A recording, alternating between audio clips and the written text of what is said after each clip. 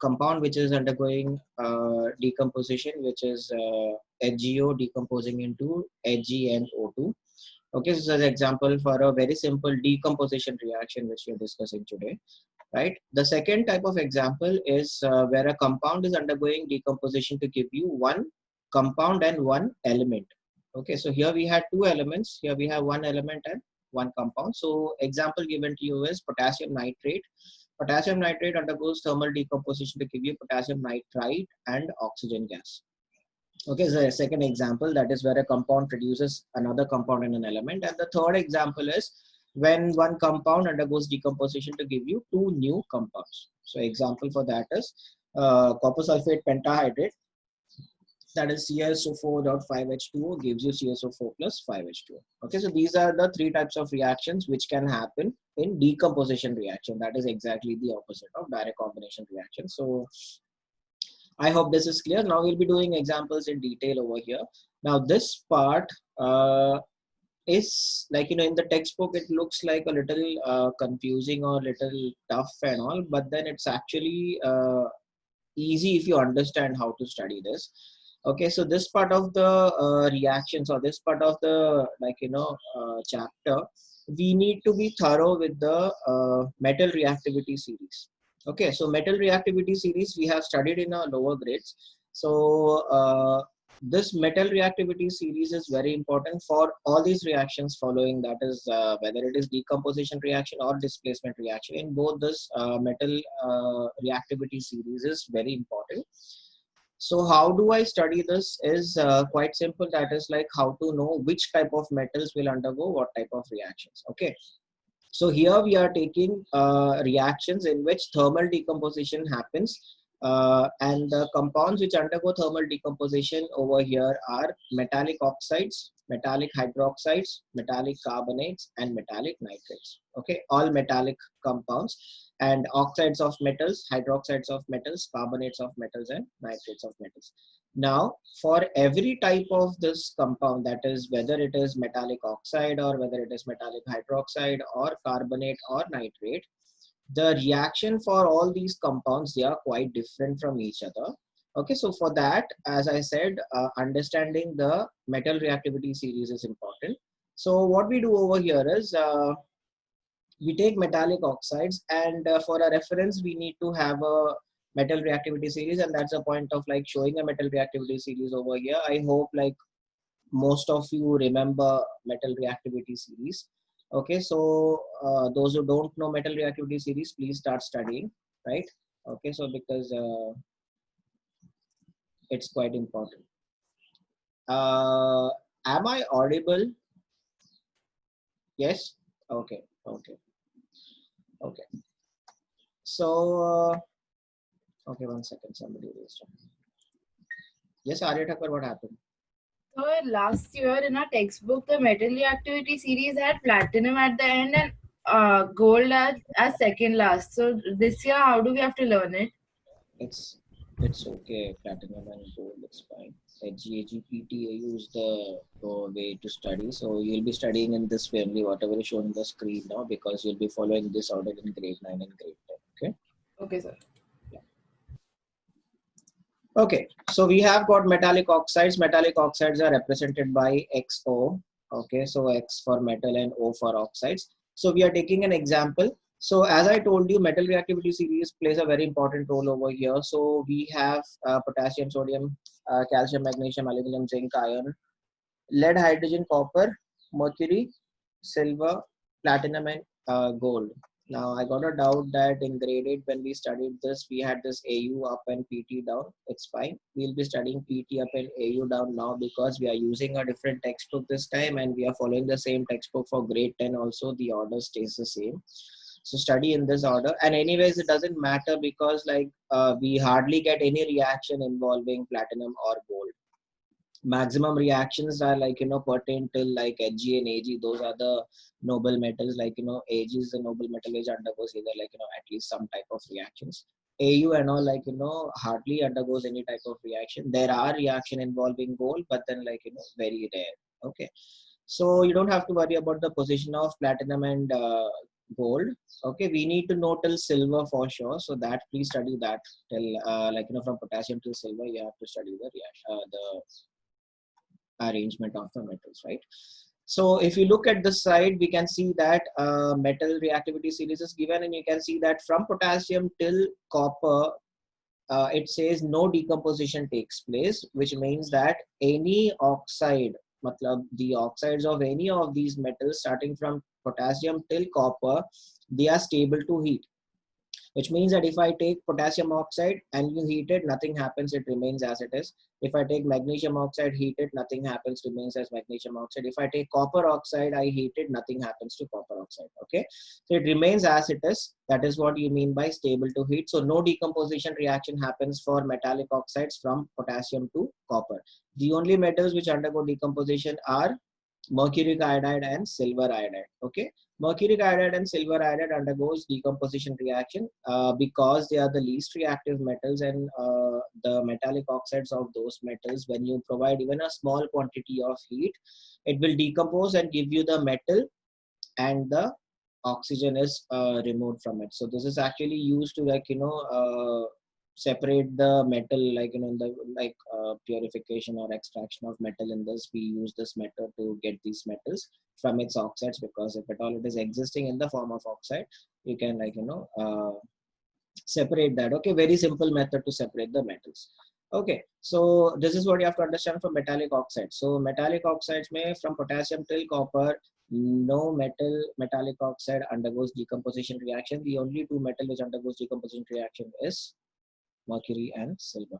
The second type of reaction is reaction with respect to metallic hydroxide, that is given as XOH. X stands for metal and OH stands for hydroxide. X is taken because we can take any metal over there. Okay, just like in mathematics, how you take X when you don't do anything. Okay, so we have XOH for metallic hydroxide. So now first two elements, that is potassium and sodium, when we take the hydroxide of these two metals, they do not undergo decomposition, which means that potassium hydroxide or sodium hydroxide, if you're taking and you're heating it, it will remain as potassium hydroxide or sodium hydroxide. Okay, now the metallic hydroxides of metals which are below sodium, that is from calcium till copper, those metallic hydroxides undergo decomposition, thermal decomposition, to give you the oxide of that metal plus water. So which means that if I am taking calcium hydroxide, it will decompose to give you calcium oxide plus water. If I take aluminium hydroxide, I'll be getting aluminium oxide plus water. Okay, if I take copper hydroxide, I'll be getting copper oxide plus water. Okay, then we have the last two elements. As I told you, PTAU we are not taking into consideration. These two are Hg and Ag, that is mercury and silver. Mercury and silver rarely forms hydroxide, so there is no point of decomposing their hydroxide, so we can ignore them. Okay, so in decomposition of metallic hydroxide, you have to know that potassium and sodium hydroxide does not undergo decomposition. Metals from calcium till copper, the hydroxides of those metals undergo decomposition to give you metallic oxide and water. Okay, so any metal you can take in this category and all the reactions will be the same. You take anything like aluminum hydroxide, as I told you, gives you aluminum oxide plus water. Iron hydroxide gives you iron oxide plus water. Same reaction. Okay, just swap the metals over there, you get the reaction. Okay, so you just have to understand the type of reaction happening. This is what I am telling you. You have to understand how to study reactions rather than by hearting reactions. By hearting reactions, you will forget what you have by hearted. Understand the reaction. When you're understanding reaction, it becomes quite simple, because if you understand that metallic hydroxides, that is from calcium to copper, if I heat them, they will form metallic oxide plus water. Irrespective of whatever metallic hydroxide is given to you in the question, you will be able to write the answer. Okay, and balance the equation, of course. Right, so if you're by hearting all this, you will forget it quite easily. So please do not by heart equations. Understand the equations, understand the reactions, and then study the reactions. The third type of reaction is when we are taking metallic carbonate. Again, potassium and sodium, they are like, stable to heat. So if you take potassium carbonate or sodium carbonate and heat it, nothing happens. Okay, it remains as it is. But the metals from calcium to copper, as you can see, when we are taking the carbonate of these metals, it will form metallic oxide and carbon dioxide. So if I'm taking calcium carbonate, I'll get calcium oxide plus carbon dioxide. If I'm taking magnesium carbonate, I'll get magnesium oxide plus carbon dioxide. If I'm taking zinc carbonate, I'll be getting zinc oxide plus carbon dioxide. If I'm taking copper carbonate, I'll be getting copper oxide plus carbon dioxide. So you can see that we are just swapping the metals over there. The answer remains the same. The only thing is metallic carbonate. You study it this way, this will be very easy for you to remember. That is metallic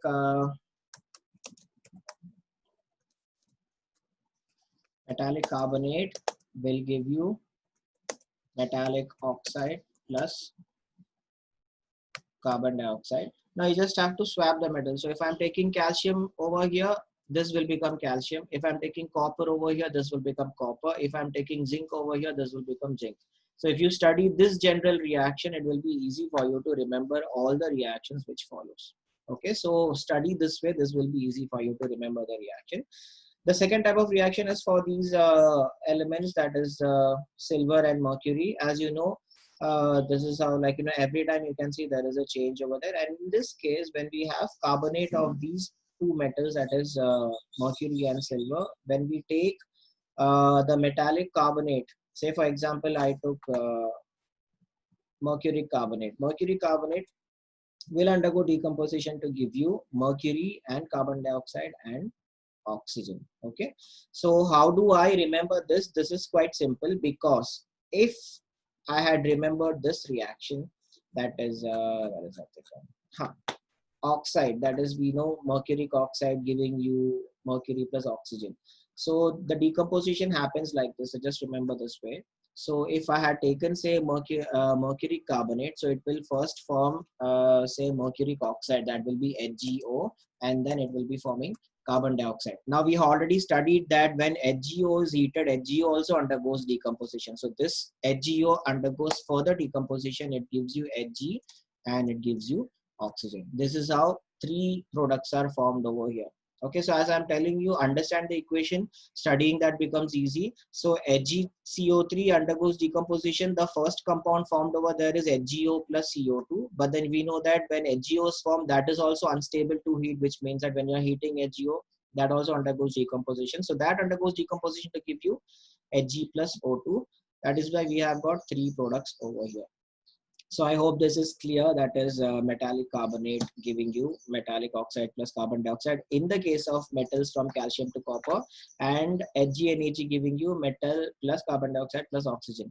Now, if you remember, we had studied three types of reaction till now, and you can very well understand, if we have, like, tried to understand what is happening over here, that this metal reactivity series is divided into three parts for all the reactions. That is, first two metals forming one, calcium to copper forming another group, and Hg and Ag forming the third group. So three groups of metals are being formed, and the first group is always stable to whatever you do. You take whatever type of compounds you want to. For calcium and sodium, it is, sorry, potassium and sodium, it is stable to heat. Whether you take the oxide, the hydroxide, or the carbonate, it was stable to heat till now. So the type of reaction for them are same. Calcium to copper, you can remember that all the type of reactions are the same. So the second group gives you the same type of reaction, and the third group, that is Hg and Ag, gives you another type of reaction. So just remember, metal reactivity series is divided into three parts, wherein, like, you are studying the reaction with respect to those three groups. So just remember, like, which metal comes in which groups becomes very easy for you to remember the reaction. And the last type of reaction which we have is of decomposition of metallic nitrate. Now, when I'm taking metallic nitrate, this is the first time where potassium and sodium is undergoing any type of reaction. So when I'm taking, say, potassium nitrate will undergo decomposition to give you potassium nitrite and oxygen. Okay, that is KNO3 undergoes decomposition to give you KNO2 plus O2. So if I swap this KNO3 with Na, so this will become NaNO3, gives you NaNO2 plus O2, because the type of reaction are the same. Okay, so if I'm taking potassium or sodium, Potassium and sodium will undergo, like the nitrates of these two metals will undergo decomposition to give you potassium nitrite and oxygen, or sodium nitrite and oxygen. Now, the second group of elements, that is from calcium to copper, these groups of elements, when they have this metallic nitride, I'll be getting metallic oxide plus nitrogen dioxide plus oxygen. So which means that if I'm taking calcium nitrate, I'll be getting calcium oxide plus nitrogen dioxide plus oxygen. So if I just swap this calcium over here and I make it magnesium. So this becomes magnesium nitrate. The only change over here will be magnesium oxide, nitrogen dioxide and oxygen, right? We just changed the metal. So Ca became Mg here. So obviously this C also will become Mg. Similarly, if I take say zinc instead of magnesium, I'll put zinc nitrate, and zinc nitrate will give you zinc oxide. So that will be ZnO plus 4O2 plus O2. So you can see how easy it is to write a reaction when you know the general reaction. That's why I'm telling you general reactions are very important. So you just need to know what is the group of metal which you are having, what type of reaction that group is undergoing. Then any metal you take from that particular group, the type of reaction will be the same. Okay. So the second group of metal, that is from calcium to copper, the nitrate of those metals will undergo decomposition to give you three products, that is metallic oxide plus nitrogen dioxide plus oxygen. Okay. Similarly, the last one, as I told you, the third group, they have their own set of reactions. So in this, if I'm taking silver nitrate, which is given on the screen, silver nitrate undergoing decomposition gives you silver plus nitrogen dioxide plus oxygen. Again, over here we have a different type of reaction. As you can see here, it was metallic oxide. Here we don't have metallic oxide, just because the oxides of these metals are not stable. So it's like if I am taking silver nitrate, it will form silver oxide first along with nitrogen dioxide, but then silver oxide again is thermally unstable. That is, it cannot be stable when heat is given to it. So it will undergo decomposition to give you nitrogen dioxide and oxygen. Okay, so this type of reaction, that is metallic nitrates undergoing decomposition reaction. Okay. Now we have got the reactions like the types which we studied in combination reaction, quite simple reactions. The first one is very important because this question will come in your board exam as a observation question, and this is actually a very interesting reaction, that is decomposition of ammonium dichromate. Ammonium dichromate is a very beautiful looking orange colored salt. This will be done in your lab. Okay, you'll be taken to the lab and this thing will be shown to you. It's actually quite interesting to see this reaction. So it's an orange colored salt. When we heat this orange colored salt, it gives you a green colored compound, that is chromic oxide or chromium trioxide, along with nitrogen gas and water vapor. Okay, so it is dry heating. Dry heating means we don't take any solution or anything. Generally, when we heat a compound, we try to do it in the form of a solution. Here we are doing dry heating, which means that we just heat it in a test tube. Okay, so the reaction is important, which means that you need to know how to write the balanced chemical equation. Also, you need to know the observation. The observation is given below. That is, what do you observe when ammonium dichromate undergoes thermal decomposition? The answer is ammonium dichromate, which is an orange colored compound, decomposes violently with flashes of light, leaving a green residue of chromic oxide. Flashes of light, as in it will catch fire, and then you can see light going here and there inside the test tube, and you will be seeing a green color residue which will be thrown out of the test tube. Okay, this, as I'm saying, it is quite interesting to see that. I'll show you. I have got a video of this. I'll show you the video. Before that, I'll just finish this. Okay, I won't go to all these things. I'll just finish this particular thing and I'll stop. The second example for decomposition is decomposition of blue vitriol. Blue vitriol is nothing but copper sulfate pentahydrate. So copper sulfate pentahydrate, if I heat, I'll be getting copper sulfate and water molecule. So copper sulfate pentahydrate is a blue colored salt, but when I heat it, it becomes white. Again, this is dry heating. We are not taking any solution. Okay, so copper sulfate, blue colored salt taken in a test tube. When I heat it directly on flame, the color of the salt turns from blue to white, and on the cooler sides of the test tube you can see droplets of water, that is on the top. near the neck of the test tube, you'll be seeing droplets of water, okay, which shows that water vapor is evolved in this particular reaction. So the observation over here, that is for decomposition of copper sulfate pentahydrate, is blue colored copper sulfate pentahydrate loses water of crystallization and turns into white anhydrous substance. Okay, water of crystallization is this dot 5H2. I guess we have studied that in grade 8 when we studied the chapter water. Okay, water of crystallization, that is water molecules entering a loose chemical combination with the compound. So we have got 5 as a water of crystallization of copper sulfate. When we heat this, this turns into a white anhydrous substance. Anhydrous meaning no water, that is without any water. So that is called as anhydrous substance. So this initially this was a crystalline substance, that is it contained water, because you can see that in the formula. When I heat it, it loses its water and forms a white anhydrous substance. Okay, but when I take this copper sulfate and I heat it even strongly, that is I continue heating this copper sulfate will undergo further decomposition and you will get copper oxide, which is a black colored substance. Okay, so it becomes completely black, and then there is evolution of gas, that is sulfur dioxide and oxygen.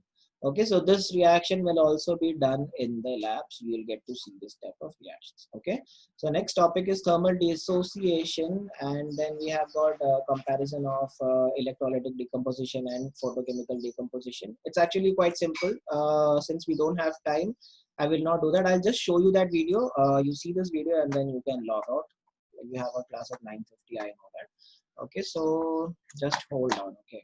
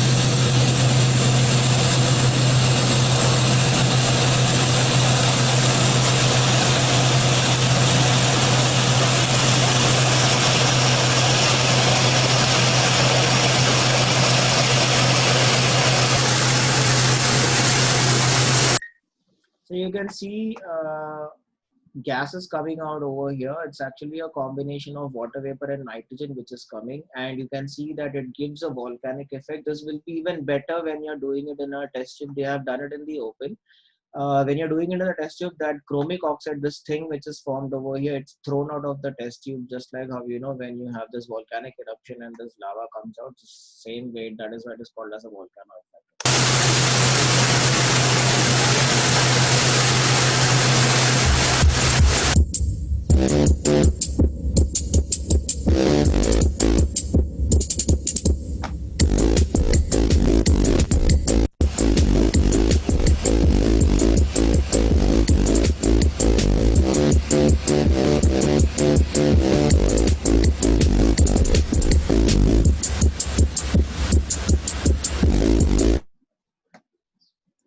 Okay, so I hope that was interesting. So this is a decomposition of ammonium dichromate reaction. So we have got another videos there with us, but then we'll show it in the next class. In the next class, we'll finish this decomposition reaction and we'll go to displacement reactions. Okay, so if you got any doubts, please put it in the group. I'll reply over there because it's already 9:44. You've got a class at 9:50. Okay, children, thank you so much. We'll see you in the next class. Bye.